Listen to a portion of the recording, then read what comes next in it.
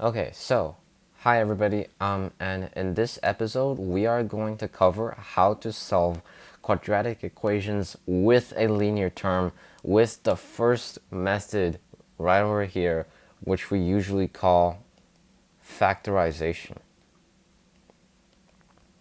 So, how exactly does factorization work? So, for example, if we have a certain quadratic equation with a linear term, yeah.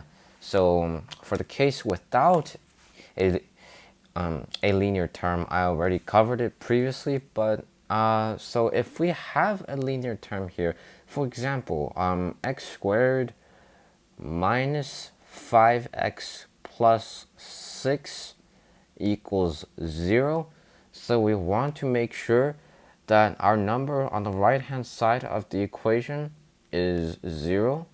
And we also want to make sure that we have a quadratic equation on the left hand side. So the way that we do this is that we are able to factor this into some brackets.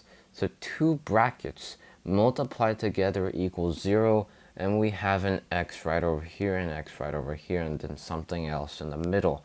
And the main reason why we want to do this is because if we have two numbers multiplied together equals 0, then we know for sure one of them has to be 0. And at that point we don't really care what the other bracket is, but we do know that one of those two brackets has to be 0. And in this particular example, the way that it's supposed to work is that we have a negative 2 after this x, and we have a negative 3 after this x.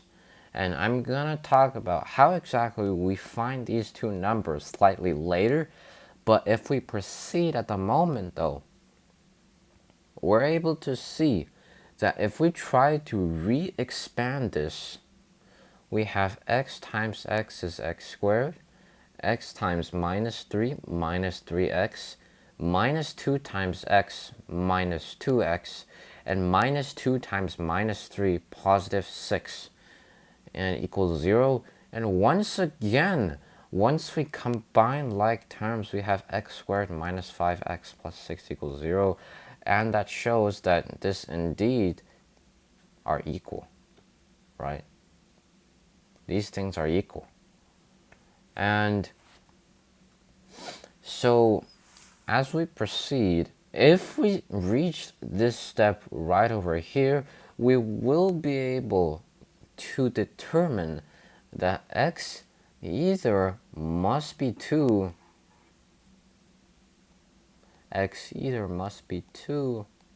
or be 3. And the reason for that, like I just said, two numbers multiplied together equals 0. One of them has to equal 0, right? That's the entire idea behind factorization.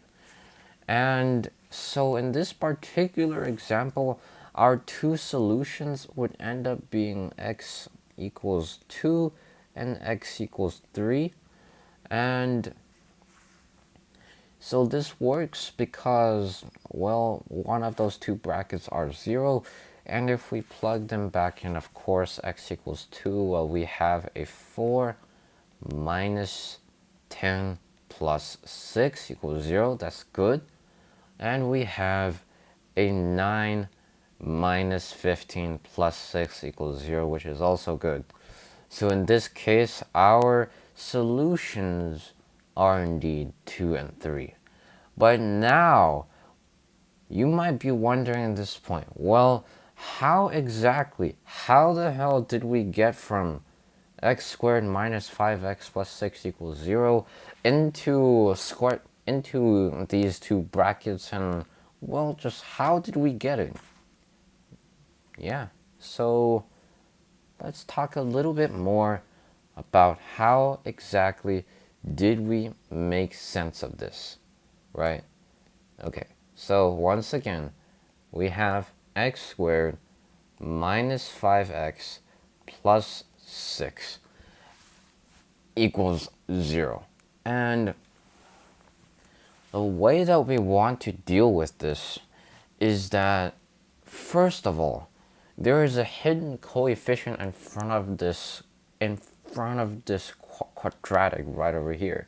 So actually, this is a 1. But we omit this 1, right? But if we take this as a 1 though, let's just put this 1 right there because it might make things more understandable. So the only way to get 1 by multiplying two things is to have two coefficients that are both 1 themselves. Well, and the only way to get x squared is to have two coefficients that are x, right? Because we don't want fractions. Fractions are not why we do factorization, right? So in this case, if we're aiming, okay, to get a whole number factorization here, we should have bracket x times bracket x equals 0, right? This part, okay, once again, there is a hidden 1 behind each of these x terms, but we are just going to omit them in this case. So we continue this process. The hard part is that we don't really know how exactly are we going to find the other stuff inside of the two brackets. Well, actually, right now, we have a little bit of a puzzle. We have two numbers multiplied together equaling 6, and two numbers added together equaling -5. And that's because whatever these two numbers are going to be, they multiplied together is the constant, and the two numbers, each of them, pairs up and multiplies the x in the other bracket in order to form this -5x, right? So, and of course, the premise behind all of this is the distributive property. But assuming that we have that knowledge and we continue, so, well, if we have two things plus together equaling something negative, right? Like we've got two things here, but we don't really know what they are. However, we do know that their sum is negative and their product is positive. What does that mean? That means that it has to be two negative things. And the reason behind that is that only if there's two negatives would we get a sum of a negative and a product of a positive. Because remember, two things multiplied together, negative numbers cancel the negative sign out, right? Like we mentioned previously.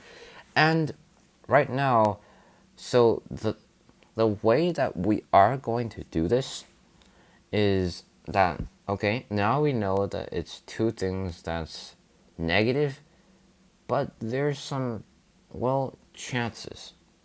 So usually we approach this by looking at our constant term 6 first, right? So, and that's usually the way that we approach factorizing for pretty much most of the cases. We look at the constant term, two negatives. Well, what times what is 6? One way that we can do this is -1 times -6. And another way that we can do this is -2 times -3. Now, which of these options are correct? In this case, we might have to do a little bit of a trial and error though. If we plug in -1 and -6 though, we see that something's wrong. Something is wrong. Because guess what?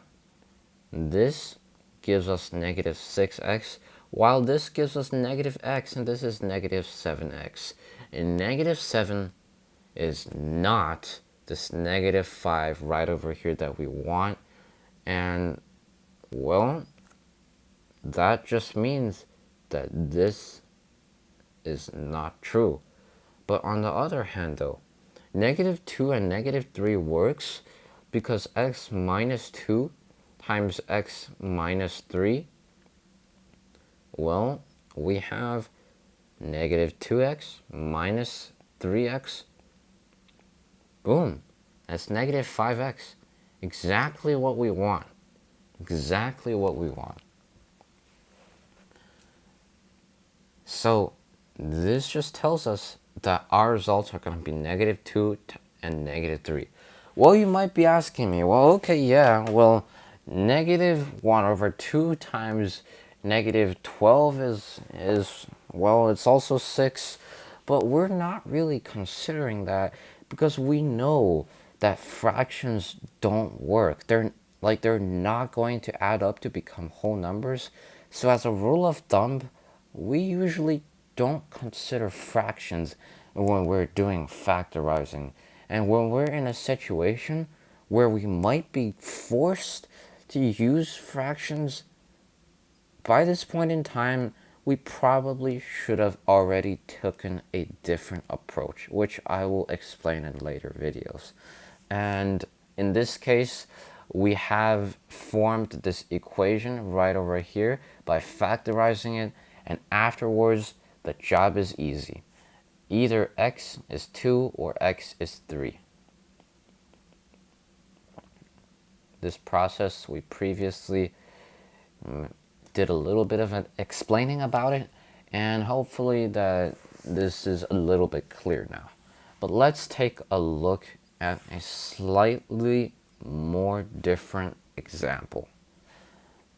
Okay, let's take a look at a slightly more different example. For example, x squared minus 4x equals negative 4.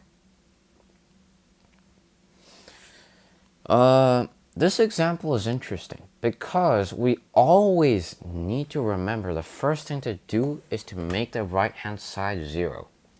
And how are we going to do that? By moving that 4 to the other side. So x2 minus 4x plus 4 equals negative 4 plus 4, right? And that's just going to be an x squared minus 4x plus 4 equals 0. Okay, well, next, how are we going to approach this? We do factorizing once again. So we have some square brackets, and we know because this has a coefficient of 1, we know that it hence must be x times x. However, though, we also have to note that positive 4, well, the only way that we can form this is plus plus or minus minus, right? We have two constants multiplied together, which is plus 4. However, this is a negative 4, so we know that this possibility is gone. And, well, negative 1 times negative 4 or negative 2 times negative 2, right? Remember, though, we want to look at the constant because it's easier to use the constraint of integers on the constant. If we use it on our linear term, that's going to be really, really frustrating. And we're going to have to try a lot. So, like, pretty much 99% of the time, we want to tackle the constant. And we have two possibilities here again. However, though, the first one is wrong because negative 1 times x and negative 4 times x is going to give us negative 5x after combining, which obviously doesn't really make sense here. So, and of course, it's not the negative 4x that we're trying to look for. So instead, what we have to do here is that we have to go for the second option right over here. And we have a negative 2 here, and also a negative 2 right over here. Let's check if this works. X times x, x squared, negative 2 times x, negative 2x, negative 2 times x, again, negative 2x, and negative 2 times negative 2 is positive 4 equals 0. X squared minus 4x plus 4 equals 0. That's correct. It's the same as our original. Therefore, this is the answer. But, either way, no matter which bracket equals 0, we all get x equals 2. And this is one of those special situations where you only get one solution for a quadratic equation. But actually, it's not one. It's two solutions that are the same. And as for when exactly this might happen, we're gonna explain it in a different episode. But for now, I hope that this episode has helped you out on understanding how exactly we're gonna have to factorize quadratic equations to solve them.